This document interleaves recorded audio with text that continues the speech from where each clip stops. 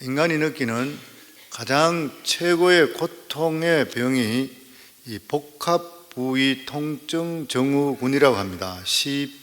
CRPS, Complex Regional Pain Syndrome이라는 그러한 병. 불이 타듯이 인간이 느끼는 고통 중에 병 중에 가장 고통스러운 병이 이 병이라 합니다. CRPS. 그래서 인간이 느끼는 고통이 순위가 어떻게 될까를 찾아봤더니만 인간이 느끼는 가장 큰 통증 수위가 첫 번째가 몸이 불이 탈 때입니다. 자기 몸이 불이 탈 때에 가장 큰 통증이 느낀답니다. 두 번째가 손가락과 발가락이 절단당했을 때, 그리고 세 번째가 아기를 출산할 때, 진통, 그리고 네 번째가 남자가 고환을 맞았을 때, 그렇다고. 다섯 번째가 만성요통, 허리가 끊어지는 통증, 그리고 여섯 번째가 암으로 인한 그러한 진통, 그렇답니다. 이렇게 고통에는 순수한 육체적인 고통과 또 하나 죄로 인한 고통이 있습니다. 이 죄로 인한 고통은 단번에 끝나지를 않습니다. 예전에 한국의 신문에 보니까 어떤 젊은 검사가 절도범으로 들어온 여자와 관계를 맺은 이것이 문제가 되어서 세상을 떠들썩하게 하고, 그리고 잡혀가는데 목도리로 얼굴을 감싸고 보이지 않게 들어가는 것이 신문에 한번 난 적이 있었습니다. 사법고시를 힘들게 패스하고 좋은 직장을 가진 지 이렇게 추하고 더러운 일로 잡혀 들어가게 됐으니까 보통 고통스러운 것이 아닌 것이에요. 그래서 이 세상에 가장 고통스러운 것은 죄로 인한 고통일 것이라. 왜냐하면 죄로 인한 고통은 단번에 끝나지 않기 때문인 것입니다. 우선 죄를 지은 사람은 죄가 드러나면 인격적으로 심판을 받습니다. 그리고 모든 사람들 앞에 죄가 드러나면서 정신적으로 엄청스러운 고통을 당하게 되는 것이에요. 이때 죄를 지은 사람은 인격적으로 죽임을 당하는 것이죠. 그리고 난 후에 감옥에 들어가고, 그리고 형기를 마치기까지 육체적인 고통을 당하게 됩니다. 예수님의 십자가의 이 고통은 인간의 죄로 인한 그러한 고통입니다. 그래서 육체적인 고통으로 끝나는 것이 아니라 하나님 앞에서, 그리고 수많은 인간들 앞에서 엄청스러운 정신적인 심판받는 그러한 고통이었습니다. 이것이 바로 예수님께서 겟세마네 동산에서 피땀 흘리면서 기도했던 그러한 이유였던 것입니다. 우리는 예수님이 겟세마네 동산에서 이렇게 피땀을 흘리면서 기도하는 것을 이해하기가 쉽지를 않습니다. 왜냐하면 우리는 아직까지 죄에 대한 심판을 받은 적이 없기 때문인 것이요. 그러나 혹시 죄를 지어 법정에 서게 되는 일이 있을 때 자기 죄가 낱낱이 고발되고 자기에 대한 판결을 받은 경험이 있는 사람들은 얼마나 이것이 엄청스럽게 무섭고 두려운 일인지 모를 것이에요. 특별히 중죄를 지었을 때에 검사가 자기 죄를 하나하나 모두 다 고발하고 결국 재판장으로부터 선고를 받게 될 때에 이 피고는 세상으로 영원히 분리시켜야 된다, 격리시켜 마땅하다, 그러면 사형이나 무기징역을 받게 될 때는 나는 인생 모든 것이 끝났구나, 이렇게 자포자기하게 될 것이요. 바로 예수님의 겟세마네 동산의 이 기도는 그런 의미가 있다고 보아야 될 것입니다. 예수님의 일생에 가장 중요하게 생각했던 것이 바로 기도였습니다. 습관적으로도 기도했고, 예수님은 평소에도 기도했었고, 일이 있을 때도 기도했었고, 항상 기도로 따로 시간을 정하고 기도를 하셨습니다. 그런데 예수님이 십자가를 지시기 전에 이 겟세마네에서 드렸던 이 기도하는 것은 다른 기도와는 많은 차이가 나는 것이에요. 겟세마네에서 기도할 때는 얼마나 애를 썼든지 기도하실 때에 땀이 핏방울처럼 흘렀다 그랬습니다. 사람이 땀이 어떻게 핏방울같이 될 수 있나 하지만 실제적으로 그럴 수 있다고 합니다. 예수님이 겟세마네 동산에서 힘을 쓰신 것은 우리 같은 그러한 죄인들은 상상할 수 없는 예수 그리스도께서 인간으로 오셨기 때문에 심적인 두려움 때문이었습니다. 예수님의 십자가의 고통은 인간의 죄로 인한 그러한 고통이었습니다. 그래서 육체적인 고통으로 끝나는 것이 아니라 먼저 하나님 앞에서 정신적으로 심판받고 고통을 당하셨던 것이요. 그래서 예수님께서 겟세마네 동산에서 정말 피를 그리고 땀을 흘리면서 기도를 하셨습니다. 우리 39절 저희들 다시 한번 같이 읽겠습니다. 예수께서 나가사 습관을 따라 감람산에 가시매 제자들도 따라갔더니 예수님은 성 안에 주무시지 않으시고 성 밖에 있는 감람산에서 노숙하셨습니다.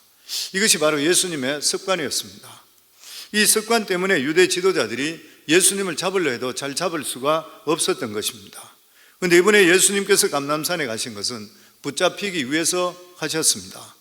가룟 유다는 예수님이 예루살렘에 오시게 되면 습관적으로 감람산에 노숙하는 것을 알고 그것을 노리고 있었고, 예수님은 그것을 아시고 붙잡히기 위해서 그곳에 가셨습니다. 우리 40절부터 42절 같이 읽겠습니다. 그곳에 이르러 그들에게 이르시되 유혹에 빠지지 않게 기도하라 하시고 그들을 떠나 돌 던질 만큼 가서 무릎을 꿇고 기도하여 이르시되 아버지여, 만일 아버지의 뜻이거든 이 잔을 내게서 옮기시옵소서. 그러나 내 원대로 마옵시고 아버지의 원대로 되기를 원하나이다 하시니, 예수님은 제자들에게 무엇보다도 유혹에, 시험에 빠지지 않도록 기도하라 그렇게 말씀했습니다. 우리 믿는 사람들에게도 끊임없이 좋은 일도 있지만 어려운 일도 계속적으로 생깁니다. 우리들은 살아가면서 끊임없이 어려운 일, 좋은 일 당하는 것이에요. 이럴 때 우리들이 가장 필요한 것이 너희들이 시험에 들지 않도록, 유혹에 들지 않도록 기도하라 그렇게 말씀합니다. 이렇게 이야기하셨던 그러한 이유가 뭐냐면 어려운 일들을 통해 하나님에 대한 우리의 태도가 바뀌기 때문에 그렇습니다. 우리가 죄를 지을 때 보면은 외적인 어려움이 우리 마음속에 하나님에 대한 불신으로 연결될 때가 많이 있는 거예요. 어려움을 당할 때 그 어려운 일 자체로 끝나는 것이 아니라 하나님께 대한 원망과 불평으로 나타나게 되고 결과적으로 그것 때문에 유혹에 빠지고 시험 들게 되는 것이에요.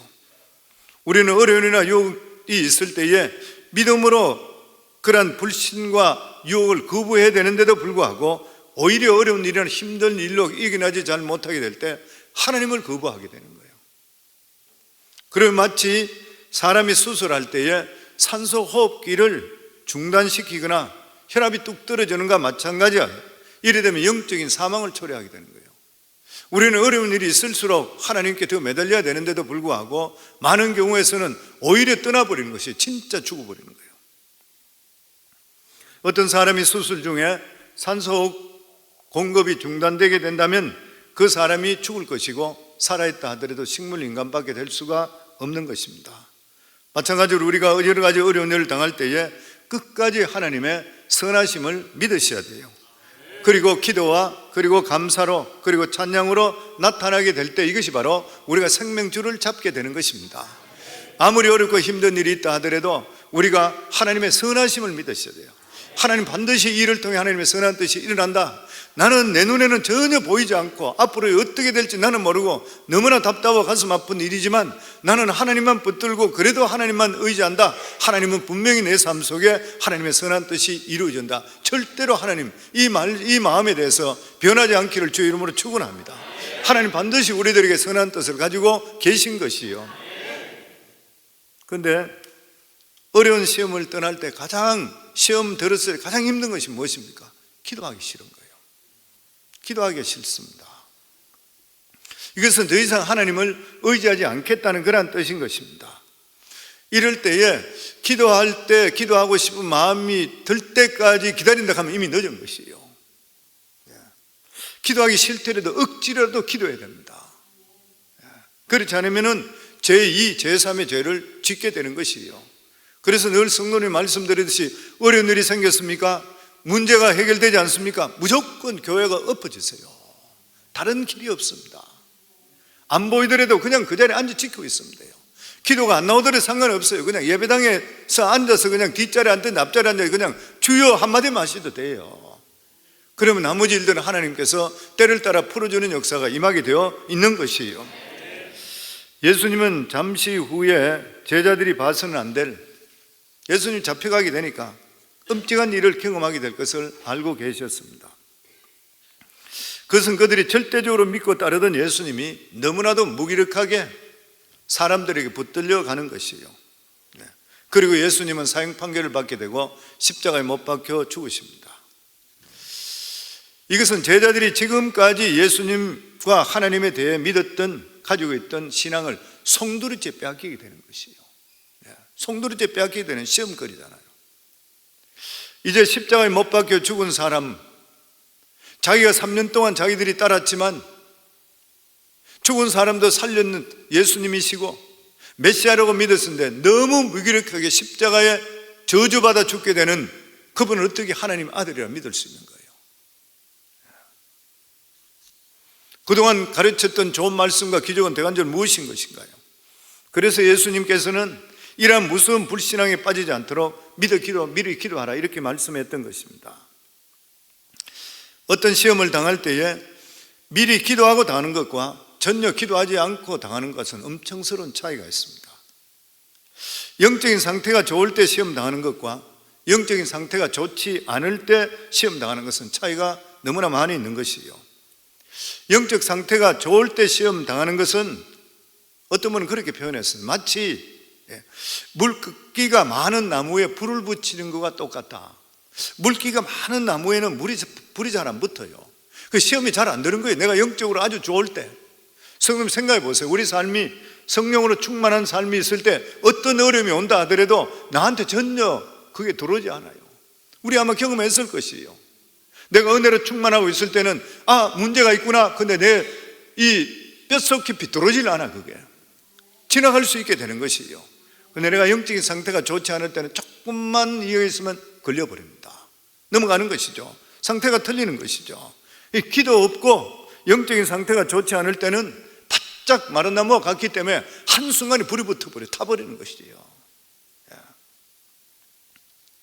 그리고 전혀 믿음 없는 사람같이 그렇게 되어서 하나님은 전혀 생각하지 않고 혼자 이리 뛰고 저리 뛰고 하다가 원망하고 불평하고 넘어져 버리는 것이에요.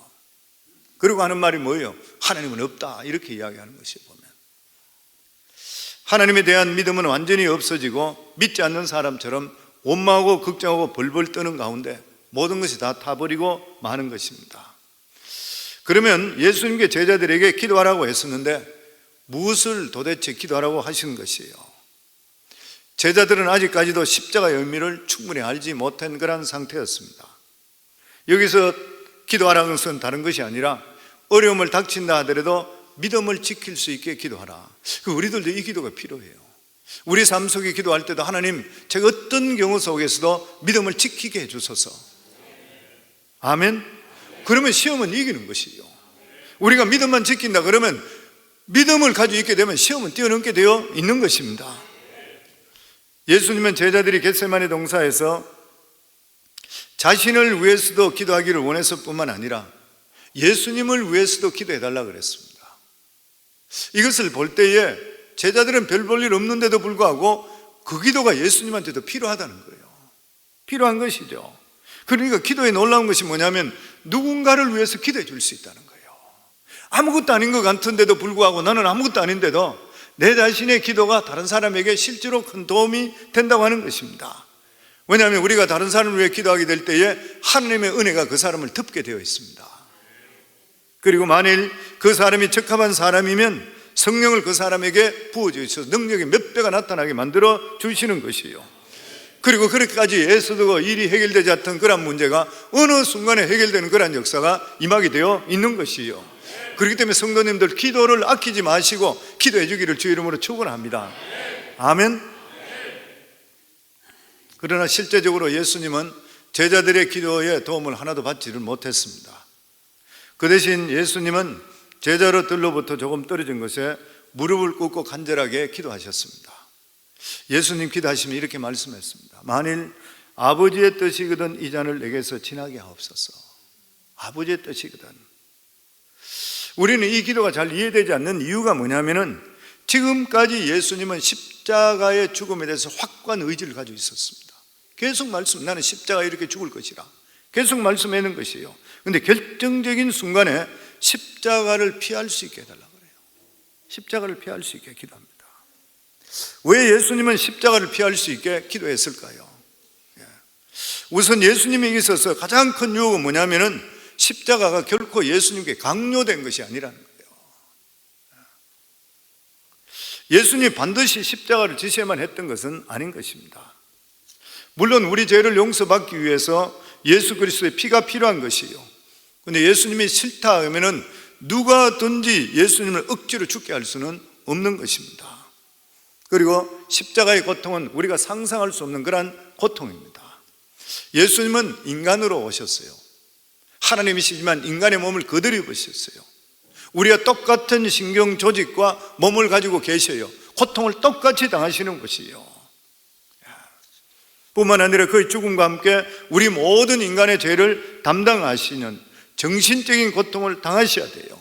사람들의 조롱과 모욕과 그리고 사탄의 참소와 하나님의 저주를 받게 되는 것입니다. 이것이 예수님께서는 인간의 몸을 가지고 있기 때문에 너무나 두렵고 힘든 일인 것이요, 십자가상에서는 하나님의 아들이 아니라 완전한 죄인으로 심판받습니다. 하나님부터 완전히 외면받잖아요. 보면 완전히 저주를 받게 되는 것이 두려움인 것이죠. 그래서 예수님 십자가에 달렸을 때 나의 하나님 어찌하여 나를 버리시나이까, 엘리 엘리 라마 사막다니, 어찌하여 나를 버리십니까? 하나님 전혀 죄인으로서 심판을 거기 다 주셨던 것이죠. 그러면 예수님의 기도의 목적이 무엇인 것입니까? 내 원대로 마옵시고 아버지 원대로 되기를 원하나이다. 무슨 말인 것이에요? 예수님의 기도는 자기 생각을 하나님 뜻에 복종시키는 기도였습니다. 복종시키는 기도죠. 기도는 나의 뜻을 관찰하는 것이 아니라는 거예요. 물론 우리는 처음에는 나의 생각이나 나의 고집을 하나님께 말씀드립니다. 그러나 하나님의 뜻이 분명하다 생각할 때에 내 의지를 꺾어서 복종시키는 것이 기도라, 성도님들. 그래서 우리가 기도하면서 많이 느끼잖아요. 처음에는 이 기도 계속 해나가다가 기도절이 잡히고 한 30분, 1시간씩 기도하다 보면 어느 순간에 내 기도가 바뀌기 시작하잖아요. 계속적으로 성령께서 바꿔주시는 것이죠. 이 기도의 목적이 무엇이냐? 이 끈질긴 내 의지를 하나님 말씀에 복종시켜요. 예수님의 기도의 특징을 두 가지로 볼 수 있습니다. 하나는 자신의 생각을 전혀 가식 없이 하나님께 그대로 말씀드리는 것입니다. 예수님은 십자가를 할 수만 있다면 피하고 싶다고 그랬습니다. 그러나 잠시 후에 예수님은 하나님의 뜻에 자기 자신을 복종시키는 믿음을 달라고 그렇게 기도하셨습니다. 그러면 하나님께 십자가 없이 우리를 구원할 수 없는 것일까요? 절대 그렇지 않습니다. 하나님은 능치 못하심이 없으십니다. 그러나 그것은 하나님이 결코 기뻐하는 그러한 뜻이 될 수가 없는 것입니다. 왜냐하면 하나님께서는 우리를 부끄럽게 구원하시는 것을 원치 않으셨기 때문인 것이에요. 하나님은 우리에게 죄에 대한 대가를 충분히 치르게 하시고 우리를 전혀 부끄럽지 않게 하시고 당당하게 구원받기를 원하시는 것이에요. 그래서 예수님이 다 이루으셨다는 것은 예수 그리스도의 보혈의 피를 다 쏟으시면서 모든 죄값을 다 치러줌을 통해 죄인 된데도 불구하고 예수 그리스도가 모든 죄를 다 가져가셨기 때문에 죄 없다고 인정받고 당당하게 설 수 있도록 예수 그리스도의 보혈의 피가 우리를 만들어 주셨는 것이에요. 아멘. 그래서 예수님께서 아버지 피할 수만 있으면 이것을 피하게 해주소서 했을 때 아마 우리는 알 수 없지만 들을 수 없지만 하나님께서 아들아 그거는 안 된다, 아마 그렇게 이야기하셨을 것이라 그래요. 그리고 아들은 기꺼이 모든 죄인을 대신해서 죄를 책임지겠다고 말씀하신 것입니다. 이것이 바로 우리 인류를 살리시고 구원하시는 최후의 진술이었던 것이에요. 아마 이 순간에 하나님 아버지께서는 예수 그리스도를 향해 유죄를 선언하시고 그 지위와 특권을 모두 박탈하시고 지옥의 심판을 내리신 것입니다. 그렇게 했을 때 예수님이 기도하실 때 두 가지 현상이 나타납니다. 첫째가 천사가 나타나서 예수님의 힘을 도왔습니다. 우리 43절 같이 읽습니다. 천사가 하늘로부터 예수께 나타나 힘을 더하더라. 천사가 나타나 예수님께서 계속 기도하도록 도왔습니다. 이것은 마치 산모가 진통할 때, 너무 힘들어할 때 간호사든지 산파가 옆에서 힘을 도와주는 것과 똑같은 것이죠. 간호사나 산파는 산모의 힘을 돕는 것이지 힘이 너무 드니까 그만두라 말하지 않습니다. 만약에 산모가 힘이 든다고 그만두게 되면 어떻게 돼요? 산모도 죽고 아기도 죽는 것이에요. 천사도 예수님께서 너무 힘드시니까 기도 좀 쉬세요 그렇게 말하지 않았던 것이에요. 예수님이 계속 기도하시게 도왔던 것이에요. 왜냐하면 이것은 육신을 가지고 계시는 그러한 예수님의 모든 두려움을 이기고 승리할 때까지 계속 할 수 있도록 옆에서 붙잡으시는 것이에요. 저는 이게 분명히 믿어집니다. 저는 이거 경험했거든요. 예전에 초창기 교회 시작되고 그렇게 오래되지 않았을 때 어려운 문제가 생겼습니다. 제가 목회돼 본 적이 없는 그런 사람이 목회를 하게 되면서 어려운 문제가 생겼을 때에 그것을 두고 제가 7일 동안 단식하고 3일 금식 열흘을 했습니다. 7일 동안 단식하는데 5일째 됐을 때 너무 힘들었어요. 내가 견디질 못하겠는 거예요.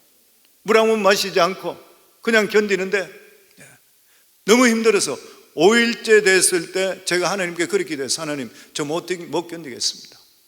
이제 내일 아침 되는 것 같으면 저는 이 금식 그냥 풀겠습니다. 제가 열을 하려고 했는데 나 도저히 못하겠습니다. 그러겠는데 그날 밤에 환상이 보여요. 그냥 제가 누워있는데 제 방에 누워있는데 환상이 보이는데 유대인들 머리 새카만 유대인들이 몇십 명이 몰려와 제 방으로 도로들만 저를 이렇게 쳐다보고 저는 누가 있어요. 힘도 없어요. 나는 못하겠다는 거예요. 저를 쳐다보면서 이 목사님 조금만 힘내세요. 조금만 힘내세요. 그런데 그 음성 듣는 그 순간부터 힘이 하나도 없던 몸이 힘이 솟기 시작해요. 그래서 그냥 바로 열흘까지 바로 해버렸어요.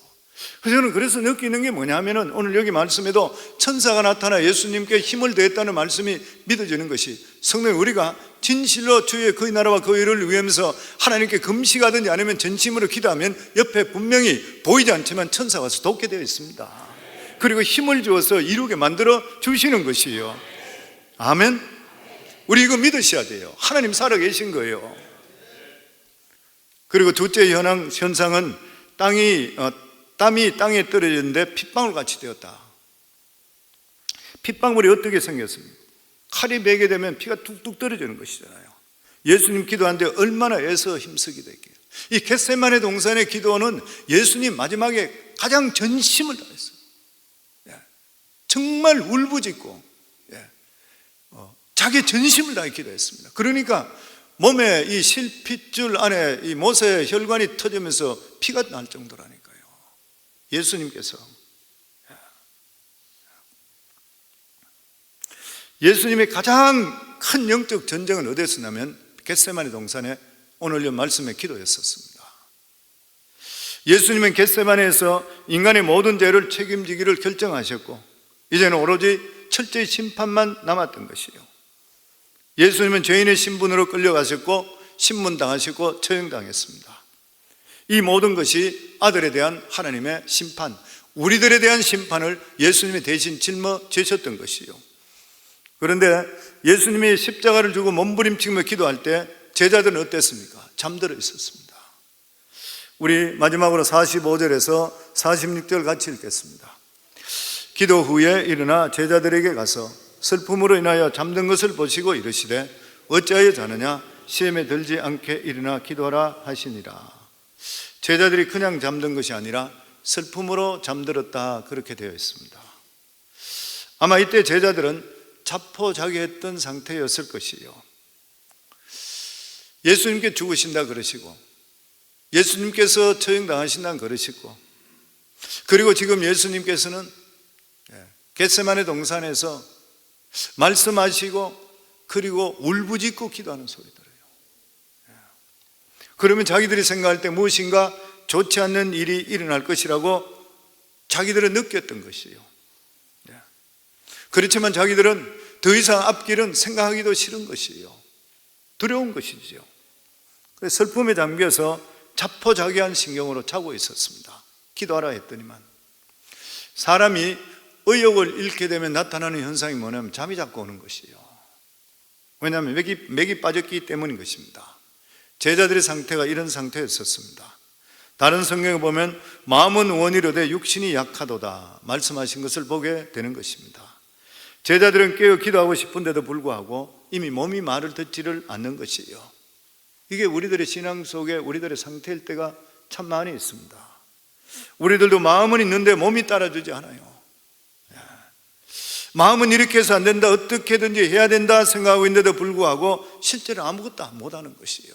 이럴 때가 실제로 있는 것이에요. 그럴 때 우리들을 붙들어 주시기 오신 분이 누구십니까? 성령 하나님이시잖아요. 성령이십니다. 그러므로 자기 고집대로 하지 않고 성령을 의지하게 될 때 우리 다시 일어설 수 있게 돼요. 아마 목회자들은 다 그럴 것이에요. 저도 오늘 설교하기 전에 나오기 전부터 올라올 때 계속 저지 성령님 저는 아무것도 못하니까 성령님 저 좀 도와주세요. 계속 그 기도가 올라오는 것이에요. 성령님 무슨 소리를 한다 하더라도 이게 어떻게 인간이 말로 인간을 어떻게 깨우칠 수 있습니까? 성령께 도와주시지 않으면 소리나는 꽹과리와 뭐 차이 나겠습니까? 도와주세요. 우리 삶이 성령이 도움입니다. 도움 없이 아무것도 할 수 없어요. 영적인 일이잖아요.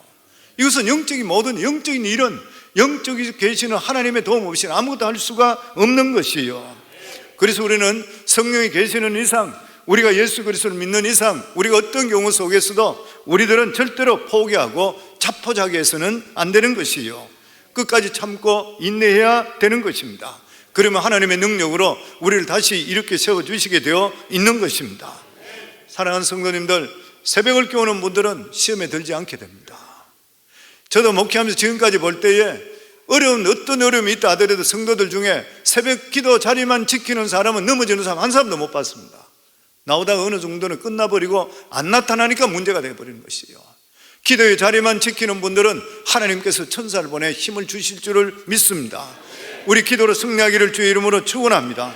그리고 예수 그리스도, 우리가 이 구원받은 것은 쉽게 받은 것이 절대 아니라 예수 그리스도의 이 심한 고통과 고난과 뿐만 아니라 조롱과 하나님의 정말 하나님께서 아들을 완전히 무시해버리고 버리시고 이러한 고통을 당하시면서 구원을 이뤘다는 이 구원이 얼마나 귀하다는 것을 우리들은 깨닫고 하나님께 더욱더 감사하고 그리고 더욱더 주님께 기도하는 삶을 사는 저와 여러분 되기를 주의 이름으로 축원합니다.